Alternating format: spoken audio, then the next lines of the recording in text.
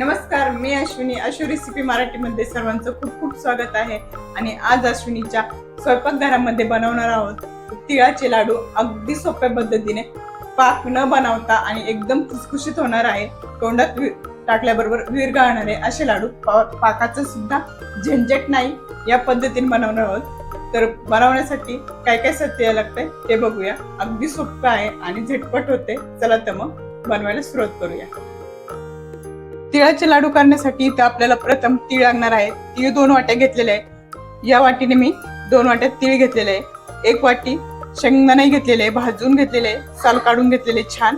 आणि 2 वाट्या त्याच मापाने 2 वाट्या आपल्याला गुळ लागणार आहे. म्हणजे गुळाचं आणि तिळाचं प्रमाण सेम लागणार आहे आपल्याला. अर्धी वाटी खोबरे घेतलेले खाऊन, ते आपल्याला लागणार आहे. ऑप्शनल आहे, खोबरे टाकायचं असेल ते टाकू शकता, मला आवडतं म्हणून मी घेतले. आणि आपल्याला 4 ते 5 चमचे तूप लागणार आहे. प्रथम आपण तीळ भाजून घेणार आहोत. तीळ भाजण्यासाठी आपल्याला जाड बुडाची कढई लागणार आहे. मी गॅसवर ठेवून घेतलेली आहे आणि गरम करायला ठेवलेली आहे. त्यात मी तीळ घालून घेणार आहे आणि स्लो गॅसवर एकदम हलवत आपल्याला तीळ भाजून घ्यायचे. एकदम सावकाश गॅसवर. तीळ छान भाजलेले आहे, बघू शकता. आवाज येत असेल तुम्हाला, तडतडतय, म्हणजे आपले तीळ छान भाजलेले आहे. खरपूस असा वास सुटलेला आहे. आता आपण तीळ काढून घेणार आहोत. 4 ते 5 मिनिटं लागतात भाजायला. तीळ काढून घेतलेले आहे. आता त्याच कढईमध्ये, गरम कढईमध्येच आपल्याला खोबरं घालून घ्यायचं आहे. आपल्याला खोबरं फक्त गरम करायचं आहे, भाजायचं नाहीये. 10 मिनिटांनंतर आपले तीळ छान थंड झालेले आहे. आता आपण बारीक करून घेणार आहोत तीळ, शेंगदाणे आणि खोबरं. जास्त पावडर नाही करायची, थोडस आबडधोबड ठेवायचं आहे. तीळ पूर्ण बारीक करायचे नाही, थोडेसे ठेवणार आहे मी. 4 चमचे ठेवणार आहे मी. बघू शकता आपण सर्व जिन्नस बारीक करून घेतलेले आहे. जास्त बारीक नाही केलेले, थोडेसे आपल्याला त्यात दिसत आहे. आबडधोबड केलेले आहे. आता मिक्स करून घ्यायचे सर्व आपल्याला. आणि गुळ ही त्यात घालून घेणार आहे मी. सर्व गुळ घालून घेतलेला आहे आणि आपल्याला हाताने मस्त मिक्स करून घ्यायचे, म्हणजे गुळाचे जे खडे असतील ते सुद्धा मिक्स होऊन जातील.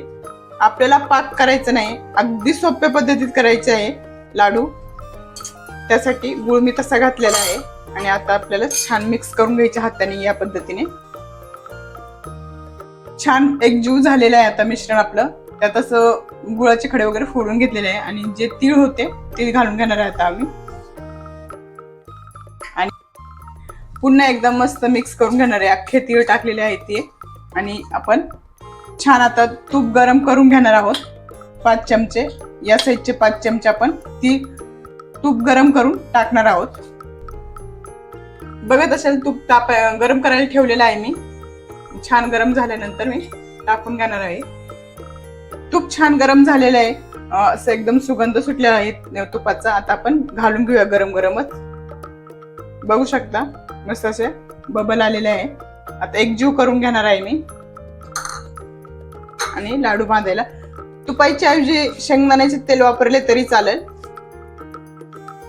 गरम आहे त्यासाठी मी चमच्याने मिक्स करते. त्या मकर संक्रांतीला नक्की ट्राय करून बघा. आणि नवीन असेल तर नक्की सबस्क्राईब करून घ्या. बघत असाल छान एकजीव झालेले. आता लाडू बांधून घेणार आहे तुमच्या हिशोबाने, कितपत छोटे कितपत मोठे, या पद्धतीने. आणि बघू शकता खूप छान लाडू होते. पाक न करता लाडू आपले होत आहे. आणि खायलाही सुद्धा खूप खरपूस असे लागणार आहे. बघत असाल याच पद्धतीने सर्व लाडू आपण बांधून घेणार आहे.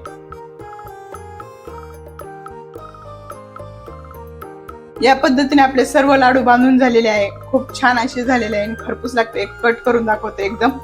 बघू शकता अतिशय मऊ असे लाडू झालेले आहे. तोंडात टाकल्याबरोबर विरघळणारे. बघत असाल खूप छान असे तिळगुळाचे लाडू झालेले आहे. अगदी सुरेख दिसत आहे आणि चवीला सुद्धा तसेच लागतात. नक्की ट्राय करून बघा. आणि तोंडात ठेवल्याबरोबर विरघळणारे असे झालेले आहे. नक्की ट्राय करून बघा ह्या संक्रांतीला. व्हिडिओ कसा वाटला नक्की सांगा. व्हिडिओ आवडला असेल तर लाईक करा, शेअर करा, चॅनलला सबस्क्राईब करा.